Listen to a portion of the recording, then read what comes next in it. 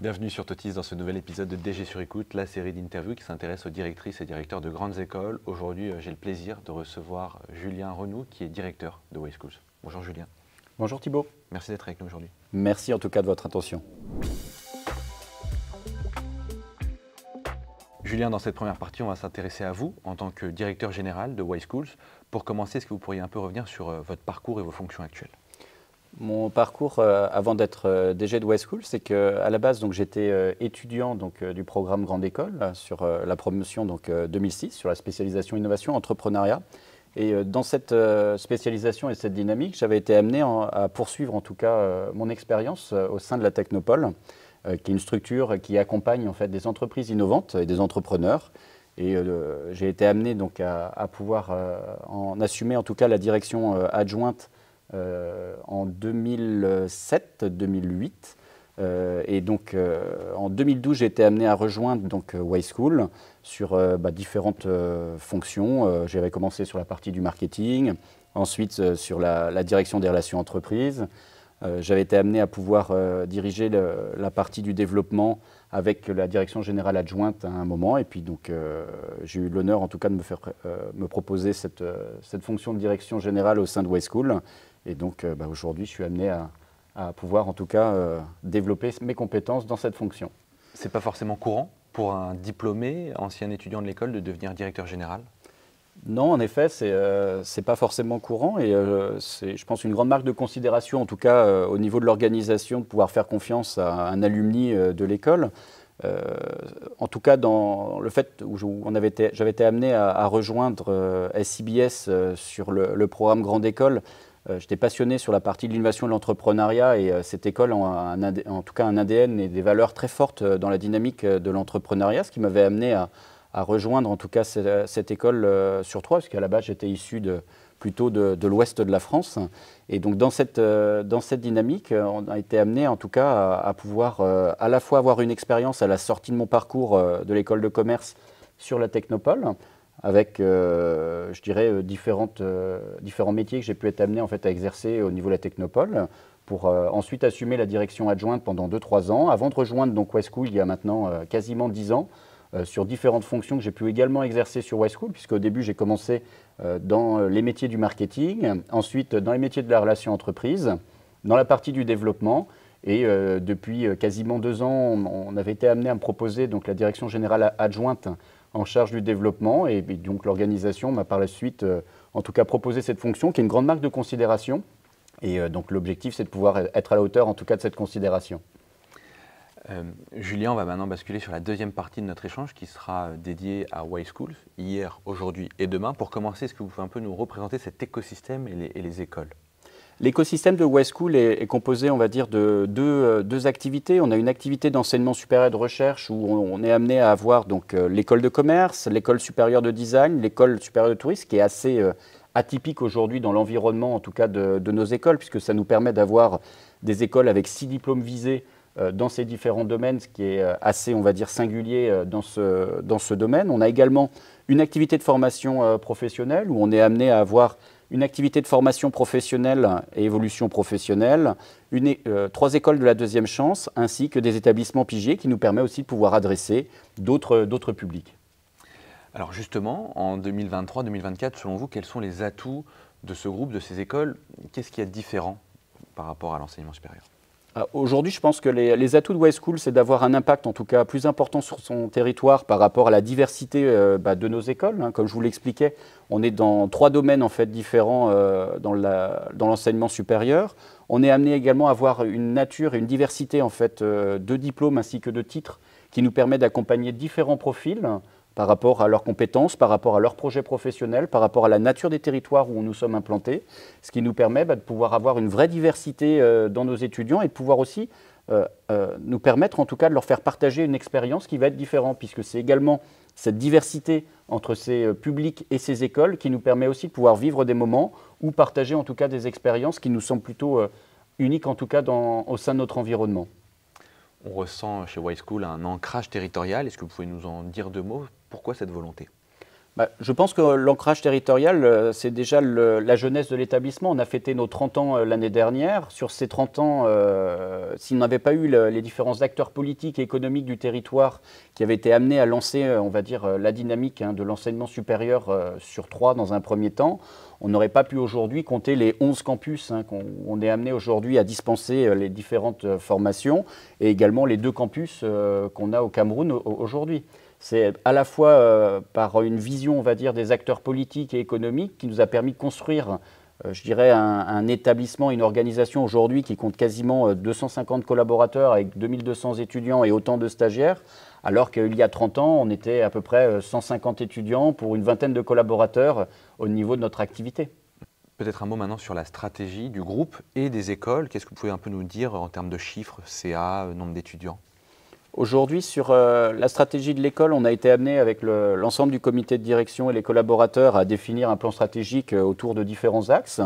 On a un premier axe qui est de pouvoir être implanté sur l'ensemble des territoires qui n'ont pas forcément la possibilité aujourd'hui d'avoir une offre sur le volet en fait, de l'enseignement supérieur, en partenariat avec différents acteurs, que ce soit des acteurs économiques ou même des acteurs politiques, puisque aujourd'hui on a pu constater qu'on a de plus en plus de jeunes ou de familles qui souhaitent avoir une offre en fait, à proximité de leur domicile. Donc on a mis en place dans cette stratégie toute une dynamique en fait, de campus qui nous permet d'être au plus près des jeunes et des familles, ce qui leur permet également de pouvoir aussi avoir une ouverture à l'international ou sur d'autres campus en fait, sur le territoire.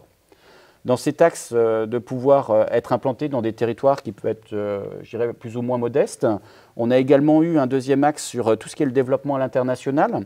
Sur le développement à l'international, on est aujourd'hui en train d'ouvrir notre deuxième campus au Cameroun, puisqu'on avait ouvert un campus à Yaoundé il y a aujourd'hui 7 ans. Et donc là, sur cette année, on a été amené à ouvrir un second campus au Cameroun, à Douala, qui nous permet aussi de pouvoir renforcer notre ancrage sur le Cameroun, avoir des campus en propre à l'international, ce qui nous permet aussi de pouvoir développer notre stratégie à l'international.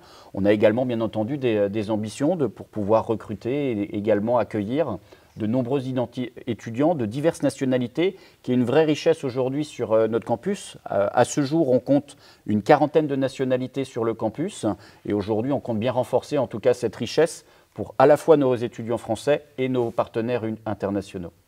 Merci Julien encore une fois. Je vous propose qu'on fasse un rapide focus sur SCBS, la grande école de management du groupe WiseSchools.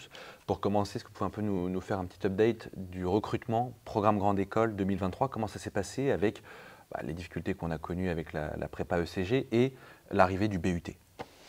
En effet, bon, là, c'est des évolutions qui sont liées en tout cas au marché. Sur l'évolution des DUT en BUT, clairement, on a eu moins d'étudiants en fait, forcément issus en fait, de ces formations comme les ECG, puisque on est sur 2 mouvements, on va dire, parallèles. À la fois les DUT qui ont évolué sur le but, bon, c'est des étudiants qu'on sera amenés en tout cas accompagner sur le niveau Master 1 et le Master 2. Après, sur les étudiants sur les formations en ECG, aujourd'hui, il y a une désaffection au niveau de certains, en tout cas étudiants, par rapport à cette filière, ce qui n'empêche pas que c'est une filière qui est aujourd'hui très intéressante, en tout cas à poursuivre. L'avantage, c'est que ça permet d'avoir une diversité de profils, en tout cas dans nos établissements. Et donc, aujourd'hui, en tout cas, il reste quand même les BTS sur l'offre, on va dire, sur le programme Grande École sur la première année. Mais c'est vrai que sur cette année 2023, on a pu voir en tout cas les conséquences de ces évolutions au niveau de ces formations.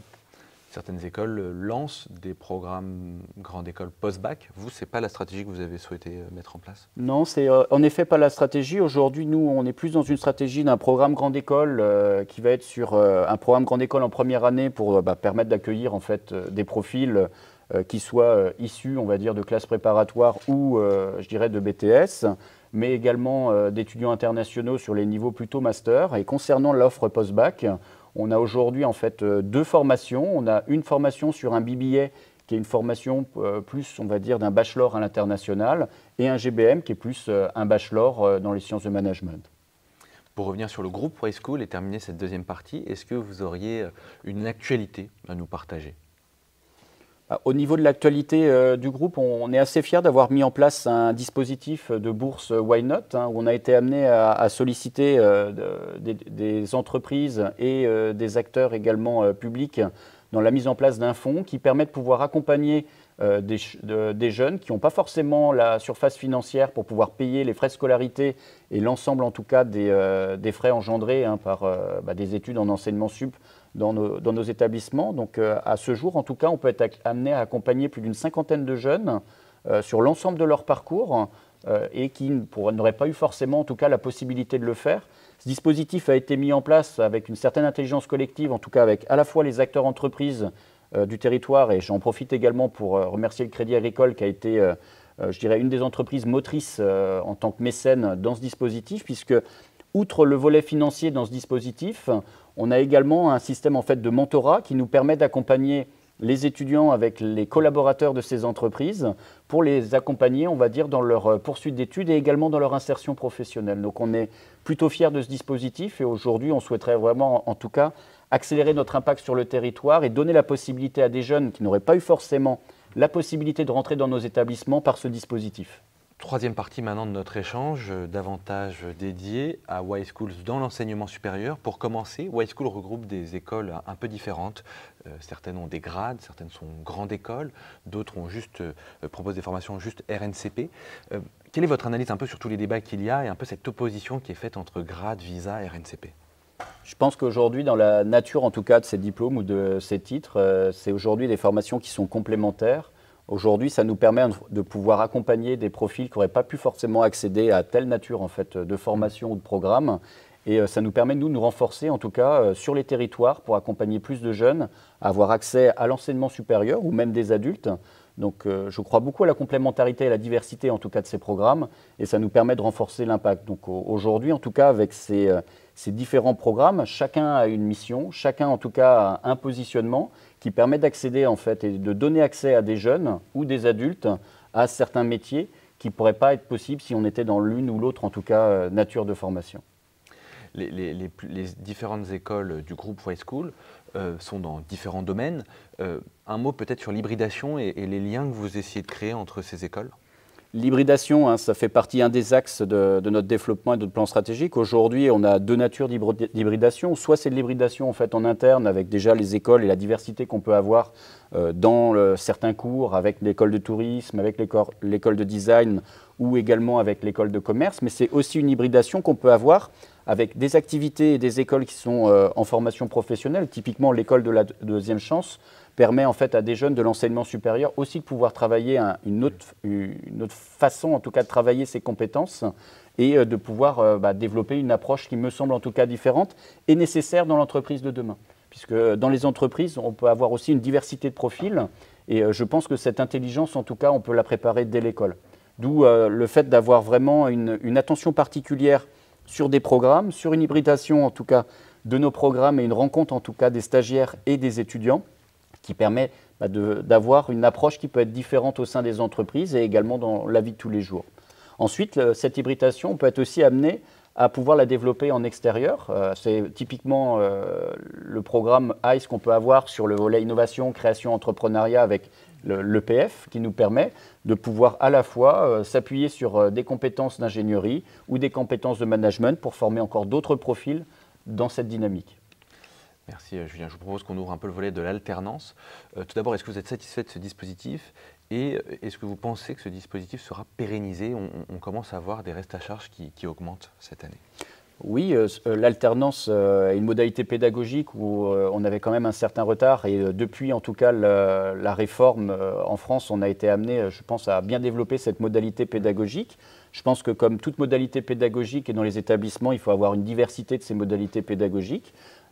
Néanmoins, ça a permis de donner accès à des jeunes des formations où si on était resté dans une modalité pédagogique de la formation initiale, il n'y aurait jamais pu avoir en tout cas la possibilité pour certaines personnes d'avoir accès à cet enseignement supérieur. Donc je trouve que ça a été une réforme très positive en tout cas par rapport à notre établissement et à notre secteur d'activité. Il me semble qu'aujourd'hui on est quasiment à 700 000 apprentis. On doit avoir normalement une trajectoire à peu près à 1 million d'euros, je dirais, d'apprentis qui nous permet aussi de mieux nous positionner par rapport à nos confrères. Et donc dans cette dynamique, je pense qu'on va être amené en tout cas à pouvoir trouver notre modèle par rapport à la fois des frais, on va dire, de reste à charge qui peuvent être amenés à évoluer ou des coûts contrats. Mais c'est pour moi, d'un point de vue en tout cas de l'établissement et de l'organisation, c'est important d'avoir des équilibres dans les différentes modalités pédagogiques, qu'elles soient en alternance ou qu'elles soient en formation initiale. Toute cette diversité, qu'elle soit dans les domaines ou dans les modalités pédagogiques, me semble importante en tout cas de pouvoir garder. On a parlé d'alternance, tout à l'heure on a parlé des bourses. Néanmoins, il y a encore des publics, des lycéens, des lycéennes, des étudiants qui voient encore les grandes écoles comme des écoles peu accessibles. Quel est un peu votre regard et votre analyse là-dessus? Qu'est-ce qu'on doit mettre en place? Aujourd'hui, en tout cas, je pense que cette image persiste. Cette image, elle doit évoluer. Quand on regarde aujourd'hui sur l'ensemble du secteur d'activité, on a eu de nombreuses écoles qui ont mis en place des nouveaux dispositifs qui ont permis, je dirais, l'accessibilité à ces formations qui était peut-être moins vrai il y a une quinzaine ou une vingtaine d'années. Aujourd'hui, je trouve qu'il y a eu un vrai effort, en tout cas au niveau de ces établissements, pour rendre accessibles ces formations. Je pense qu'également, on a un défaut, je dirais, d'orientation à un moment donné où on a une mission au sein de l'établissement de pouvoir s'investir dans tout ce qui est l'information, l'orientation des jeunes et des familles, en amont en tout cas de la formalisation de leur projet professionnel et après forcément de leur projet de poursuite d'études. Ça, c'est une mission en tout cas qui me semble une mission très importante au niveau des établissements ainsi qu'une responsabilité lorsqu'on est un établissement d'enseignement supérieur. Après, comme on l'évoquait auparavant, le fait d'avoir développé l'alternance, ça permet aussi à des personnes, à des familles, à des jeunes d'avoir accès en fait à ces formations. Ça facilite l'accès. On est passé de 300 000 à 700 000 aujourd'hui apprentis. On est amené à aller sur quasiment 1 million d'apprentis d'ici 2-3 ans. Je pense que c'est aussi des modalités qui vont rendre encore plus accessibles, je dirais, ces formations auprès des jeunes et également leur insertion professionnelle dans des entreprises. Merci Julien Renaud d'avoir été avec nous aujourd'hui pour cet épisode de DG sur écoute. Merci Thibaut. On se retrouve très bientôt sur Totis. Au revoir.